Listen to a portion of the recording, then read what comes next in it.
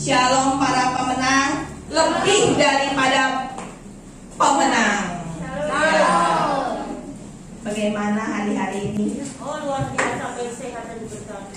Amin. Lengkap semuanya ya, dari A sampai Z gitu ya. Iya. Siang hari ini saya akan membagikan sesuatu yang saya dapatkan. Ya, Tuhan taruh ini terus berminggu-minggu. Ya. Nah, semua udah tahu pasti ya. Yang saya ambil, kita buka dulu yuk, Matius 14 ayat 22 sampai 23. Yesus berjalan di atas air. Saya ambil tema kita berjalan dalam dimensinya Tuhan. Ya.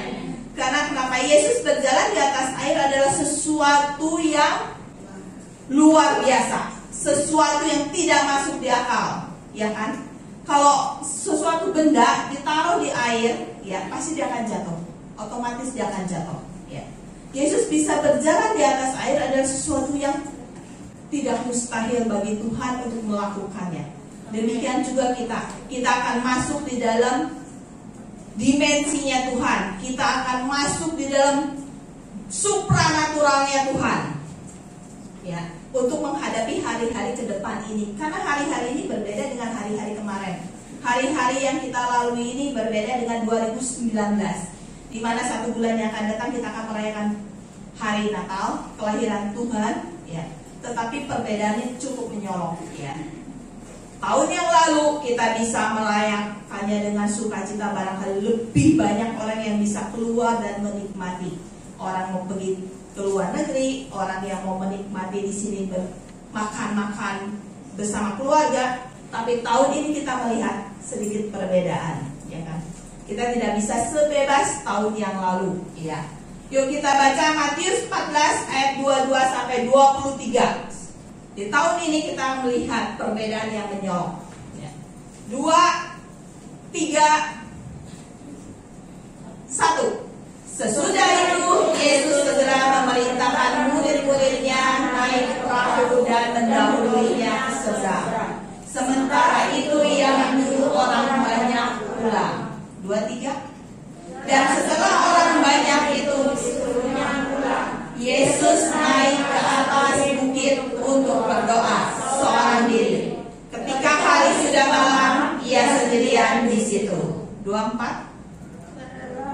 Perahu murid-muridnya sudah beberapa mil jauhnya dari pantai dan diombak-ambingkan gelombang karena angin sakral. 25. Kira-kira jam 3 malam datanglah Yesus pada mereka berjalan di atas air. 26.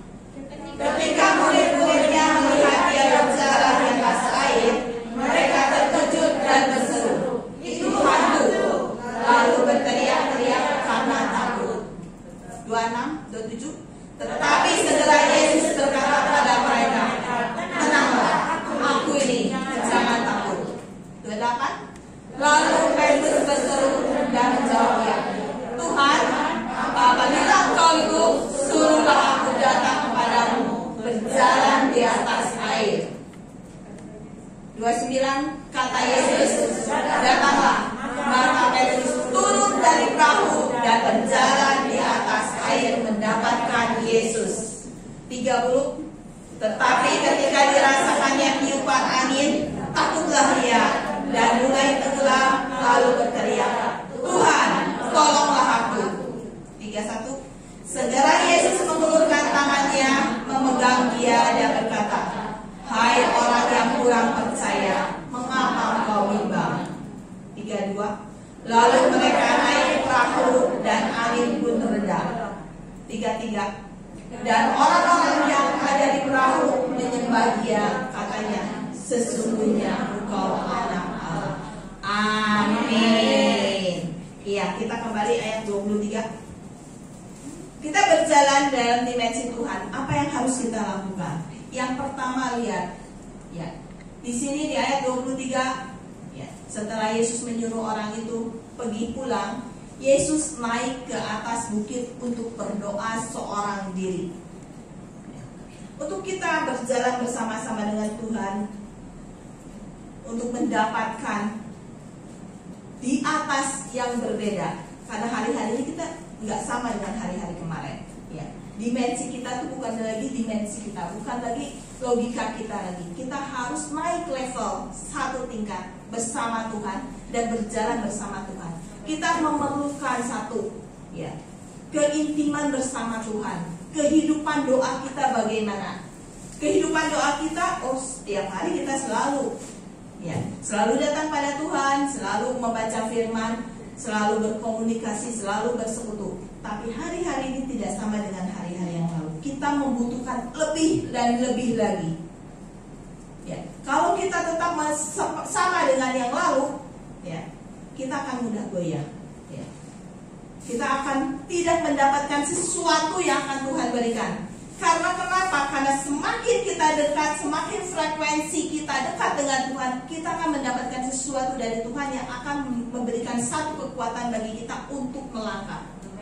Amin.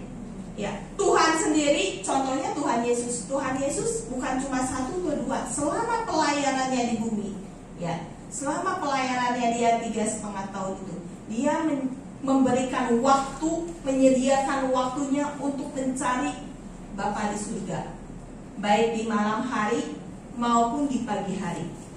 Bagaimana keadaan kita hari-hari ini? Ya, saya juga terkadang up and down, ya. Tapi saya merasakan satu tipnya supaya nggak up and down gitu. Ada satu, ya, tip yang akan saya berikan, yaitu yang ada di Lukas 18 ayat 1, ya.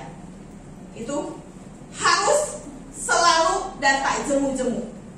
Harus adalah satu kewajiban. Lukas 18 ayat 1.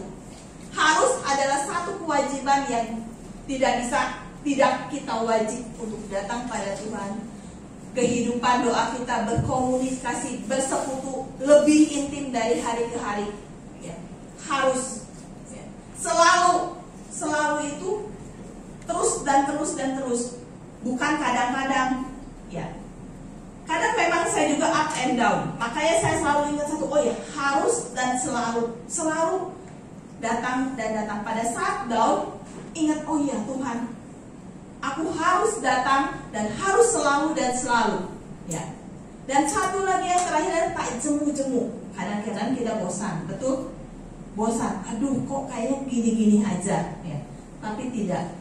Semakin kita dekat, semakin kita mencari Tuhan, ada sesuatu yang akan kita dapatkan. Ya. Di saat saya down, saya juga mendapatkan, ternyata Tuhan itu baik. Ya. Sekecil apapun Tuhan, sekecil apapun juga Tuhan tuh beracara dalam hidup kita. Ya. Di saat seperti hari ini saya kerja, Tuhan, nanti siang saya harus cepat berangkat ke gereja. Semoga tidak terlalu banyak pekerjaan hari ini. Ya. Ternyata jam 12 semua sudah selesai. Cuma tinggal duduk santai. Artinya kan sekecil apapun yang timbul di dalam hati kita di saat kita sampaikan, Tuhan melihat dan Tuhan mengerti. Ya kan? Di saat kita duduk diam, di saat kita mencari Dia, tingkatkan itu hari lewat hari. Ya. Hari-hari ini nggak sama, benar-benar nggak sama. Dulu up and down saya lebih banyak lagi ya. Up-nya satu, down-nya banyak gitu. Ya. Up-nya satu, down-nya banyak. Tapi tahun ini enggak. Banyak up-nya daripada down-nya. Kenapa? Karena memang kita membutuhkan itu. Tidak sama hari-hari ini. Berbeda. Tahun 2020 dari bulan 2, situasi kondisi ini membuat semakin hari akan semakin kita mencari Tuhan. Tidak ada orang lain yang bisa memberikan sesuatu ketenangan, hanya di dalam Tuhan. Amin. Nah, yang kedua berjalan dalam dimensi Tuhan. Apa yang harus kita lakukan? Ayat 22. Ya, ketaatan melakukan perintah yang diperintahkan Tuhan. Sesudah itu, Yesus segera memerintahkan murid-muridnya untuk naik ke perahu dan mendahuluinya. Mereka, murid-muridnya, mengikuti apa yang Tuhan bilang. Pergi, naik, dan berangkat. Mereka taat. Mereka nggak tahu bahwa itu akan ada badai. Mereka nggak tahu apa yang akan terjadi. Tapi mereka taat. Ya, seperti Abraham. Abraham juga taat. Contoh di Alkitab kita semua tahu cerita Abraham. Ya. Dia disuruh keluar dari negerinya untuk menuju kepada tanah perjanjian. Dia nggak tahu kemana dia pergi. Dia nggak tahu. Ya. Tapi dia taat. Tuhan suruh dia pergi, meninggalkan. Ya Tuhan, saya pergi. Kenapa? Karena dia mempunyai hubungan dengan Tuhan, keintiman persekutuan dengan Tuhan yang cukup tinggi. Ya. Dia memeluk, dia diam di kaki Tuhan, dia akrab dengan Tuhan. Ya. Dia mau mengikuti. Terkadang kita ini nggak taat ya. Disuruh apa belum tentu mau. Ya.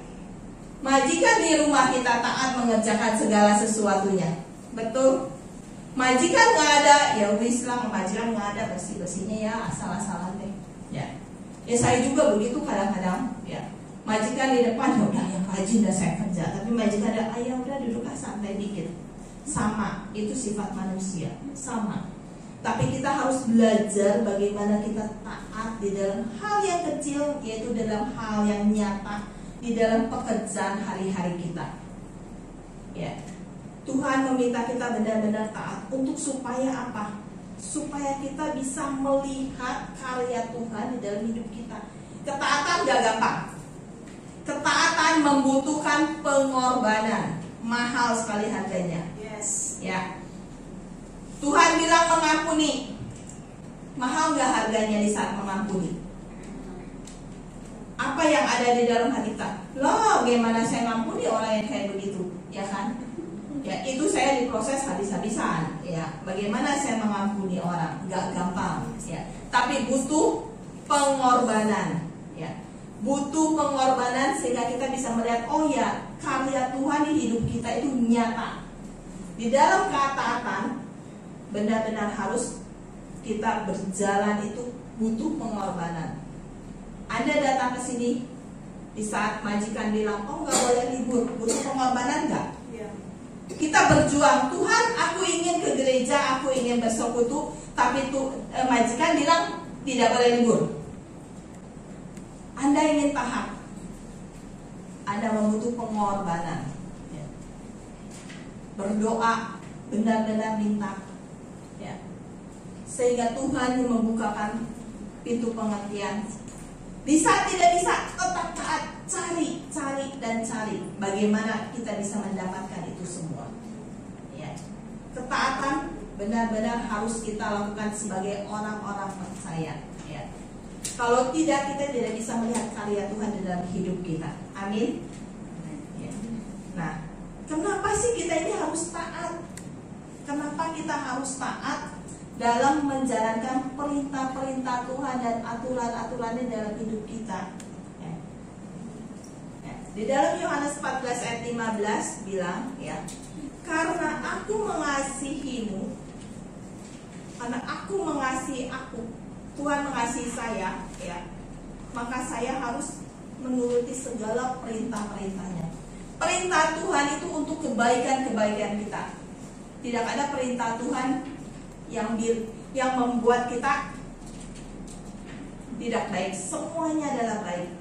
Jangan mencuri, ya. Jangan berkata fitnah, ya. Itu adalah sesuatu yang akan membuat kita lebih baik dan lebih baik. Hormatilah ayah ibumu. Apapun yang terjadi, dia adalah orang tua kita. Amin. Walaupun barangkali kita terlahir di luar yang resmi, gitu, di luar yang resmi, tetap mereka adalah ibu kita, ya, amin. Jangan sampai karena keluar dari yang nggak resmi, gitu ya, Anda merasa tidak dihargai, dibuang. Tidak, sama. Keluar dari yang resmi maupun yang tidak resmi itu adalah yang Tuhan berikan dalam hidup kita. Orang tua tidak bisa kita pilih, si A dan si B, ya. Teman bisa pilih, orang tua enggak, ya. Tuhan mempercayakan kita di dalam kehidupan kita, orang tua kita. Apapun yang terjadi, Dia adalah orang tua kita yang perlu kita kasihani. Amin. Ya. Yang ketiga, ya, kita akan melihat, yaitu yang kita akan baca di ayat 24 sampai 27, memiliki iman kepercayaan yang teguh, gak goyah. Ya. Kita benar-benar mempunyai iman percaya yang teguh, tidak takut. Hari-hari ini semua orang sepanjang tahun merasa ketakutan, takut, cemas, panik, khawatir, apalagi teman-temannya itu banyak. Ya, ketakutan itu terus menghampiri setiap orang. Kejadian tahun ini konflik, semua merasa satu ketakutan. Pergi keluar takut, nanti jangan-jangan di sekitar kita yang kena. Ya. Harus terus cuci tangan, harus menjaga jarak. Kita tadi pagi aku dengar kita masuk yang keempat di Hong Kong sini, gelombang yang keempat. Ya. Dan mulai besok anak-anak juga yang SD kelas 1, kelas 2 itu bukan karena konflik, itu karena yang pernafasan. Mereka libur kembali, artinya mereka akan di rumah kembali. Dan Anda akan bertemu dengan semuanya. Ya, dengan anak-anak majikan yang tidak sekolah ada di rumah. Maju kena, mundur kena, semuanya ada di rumah. Ya, yang akan semakin membuat Anda sibuk kembali. Bersyukurlah Anda semua diberkati Tuhan dengan satu kesibukan ini. Yang semua anak-anak majikan kita melihat cece ini adalah yang Tuhan berikan untuk menjadi penghibur, ya kan? Supaya mereka juga tidak boring, Anda juga harus kreatif untuk menghibur mereka itu semua. Amin. Nah, kita banyak kan yang merawat anak-anak kecil. Dibutuhkan satu kreativitas. Jangan takut, sebab aku menyertai engkau. Amin. Jangan bimbang, sebab aku ini adalah Allahmu. Tuhan yang akan menyediakan perlindungan. Kita nggak usah takut dengan situasi yang ada, masa depan kita bagaimana, karena kita mempunyai satu janji Tuhan. Setiap janji Tuhan ada di setiap kita berbeda-beda. Saya dan Anda tidak sama. Ya. Masing-masing mempunyai janji Tuhan yang Anda dapatkan. Pegang itu, jangan takut. Apa yang saya makan, apa yang saya minum, jangan takut. Ya, Tuhan itu maha tahu. Tuhan itu maha menyediakan. Ya. Di saat kita tidak mengerti, Tuhan akan memberi satu pengertian. Bagaimana kita melangkah, Tuhan juga yang akan menuntun kita. Amin. Kenapa kita gak usah takut? Lah, kita ini kepunyaan siapa? Kita ini adalah umat yang Tuhan pilih, umat yang Tuhan jemput untuk masuk di dalam keluarganya, keluarga kerajaan surga. Amin. Kita semua di sini dijemput oleh Tuhan, ya kan? Kita semua percaya penyediaan Tuhan tidak pernah habis-habisnya dalam hidup kita. Amin. Nah, dan jangan bimbang. Jangan bimbang sehingga iman dan kepercayaan kita drop. Iman kepercayaan kita harus teguh, berpegang pada Tuhan. Jangan sampai kita lemah, karena kita akan berjalan bersama Tuhan di dalam satu dimensinya Tuhan. Tuhan membutuhkan kita untuk mempunyai iman yang tegar, ya. Iman yang tenang, iman yang tidak bimbang, iman yang tidak takut oleh situasi apapun juga yang ada di depan kita. Amin. Ya. Tenanglah, Tuhan bilang, tenanglah. Ini semua orang pada bilang, "Hah, itu hantu." Satu ketakutan melanda, ya kan?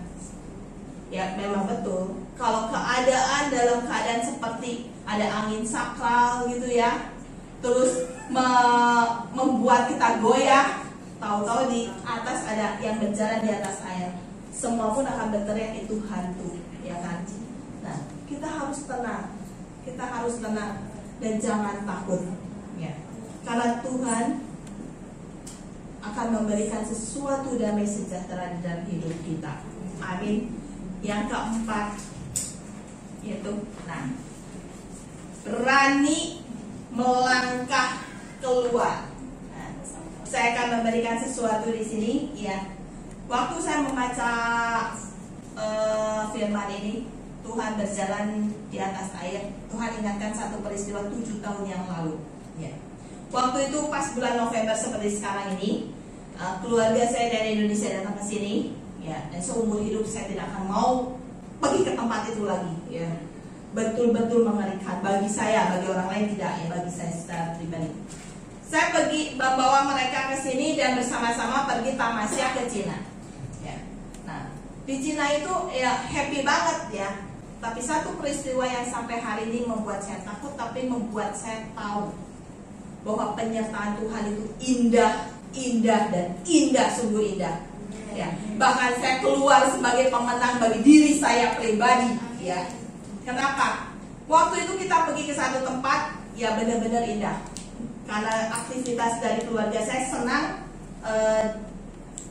keluar gitu ya, aktivitasnya yang ke alam. Jadi saya bawa mereka, tapi saya nggak kepikir bakal terjadi yang seperti itu ya bagi diri saya sendiri. Itu adalah kita naik satu gunung. Barangkali ada yang tahu pembuatan film Avatar ya di situ. Gunungnya indah dan bagus, kita naik ke atas, sampai di atas happy-nya nggak ada dua. Tapi yang terjadi apa? Satu gunung ke gunung yang lain harus melewati satu jembatan gantung. Kalau dari sini ke sini ya gini ya nggak apa-apa lah, masih mending.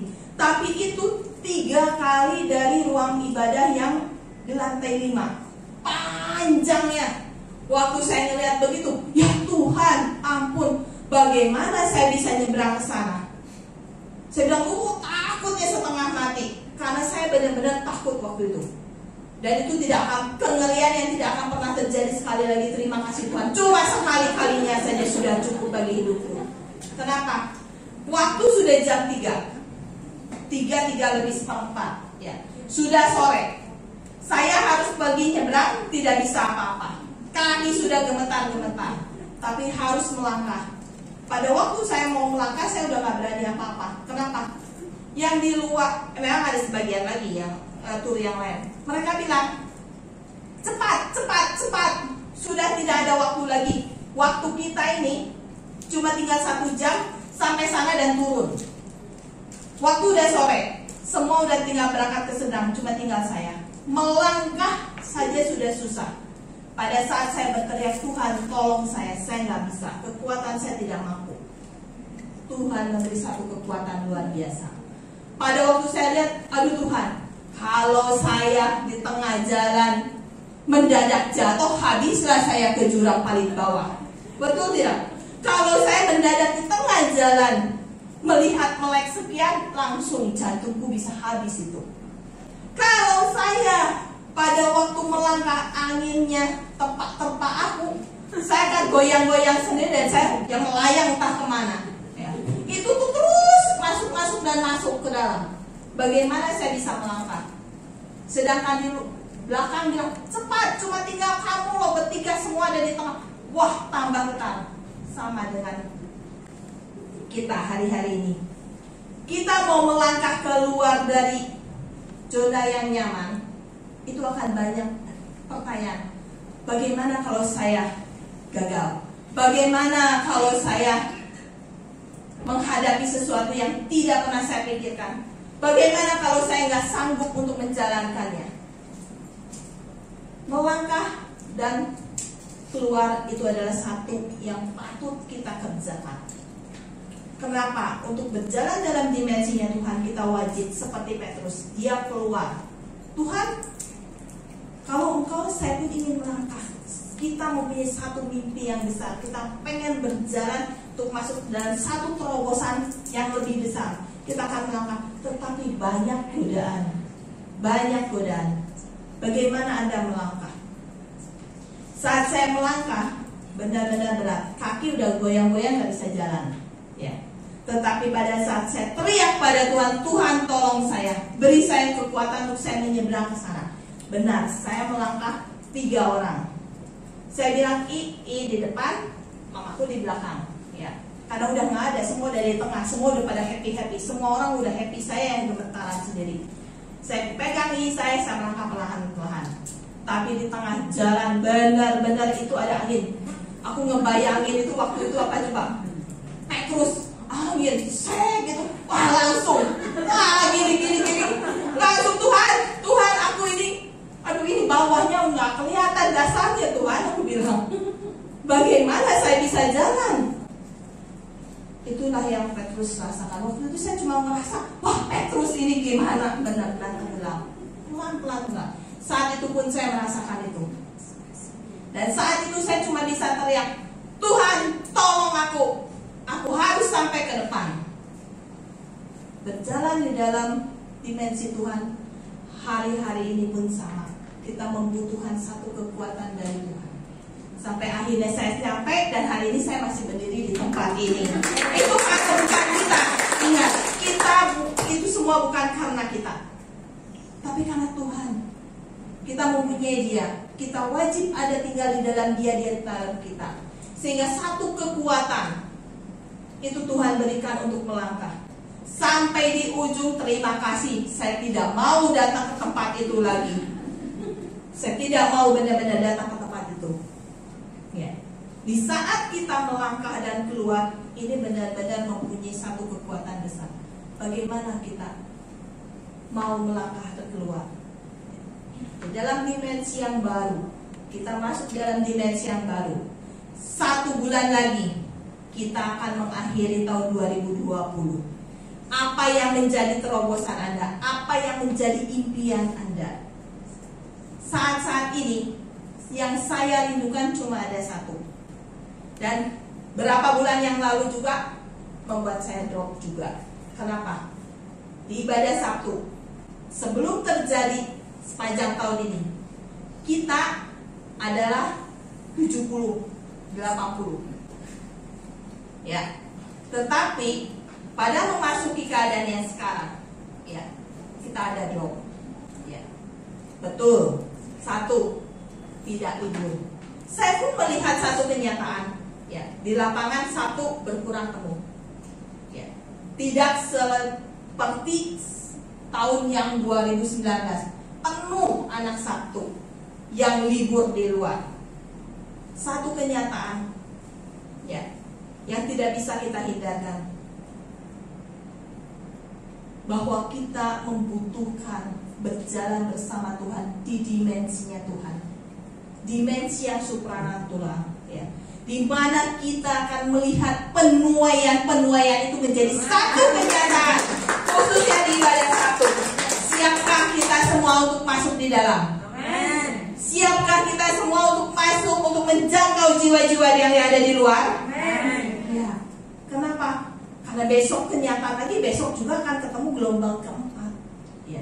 Di saat gelombang keempat masuk juga, kita juga mendapatkan sesuatu. Bagaimana kita berani melangkah? Kita masuk dalam dimensinya Tuhan. Kita masuk di dalam penuaian yang besar-besaran yang terakhir kali. Dan di saat ini juga Pentakosta ketiga sudah kita dapatkan. Api yang berasal dari Tuhan, biarlah api itu yang membakar, sehingga kita semakin hari semakin semangat. Teman-teman kita di luar, beranikah kita melangkah dari suasana hari ini? Beranikah kita keluar untuk menjangkau orang-orang yang ada di luar? Betul, kenyataannya susah. Orang-orang tidak ada.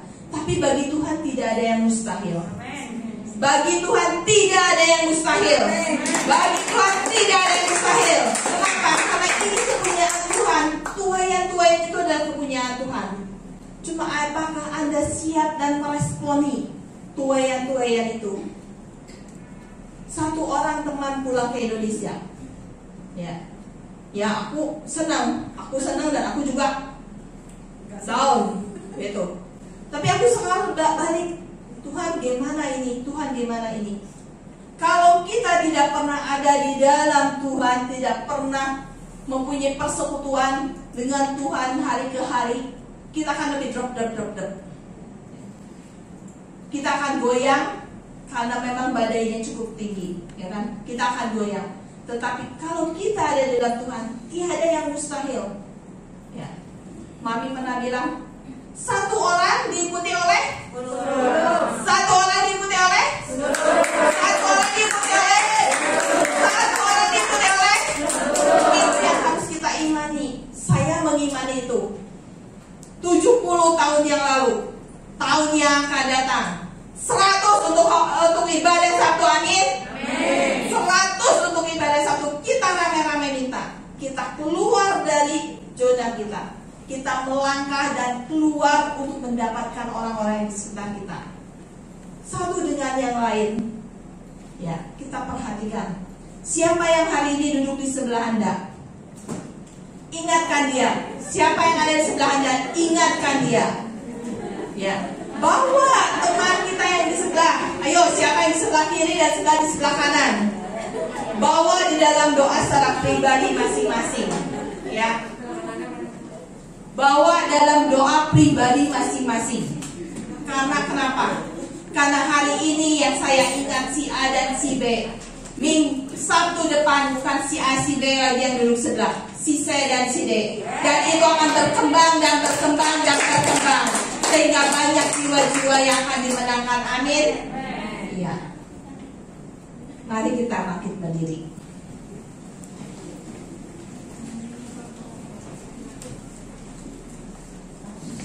Pada saat kita berjalan dalam dimensinya Tuhan, kita akan melihat perkara-perkara ajaib akan terjadi dalam hidup kita.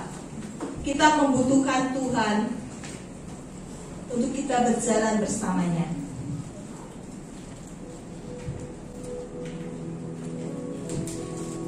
Tanpa Tuhan kita pun tidak bisa berjalan. Bagi Tuhan tiada mustahil, tetapi kita harus berpegang pada Tuhan, menyandarkan diri kita pada Tuhan untuk melihat yang tidak terlihat akan menjadi satu kenyataan.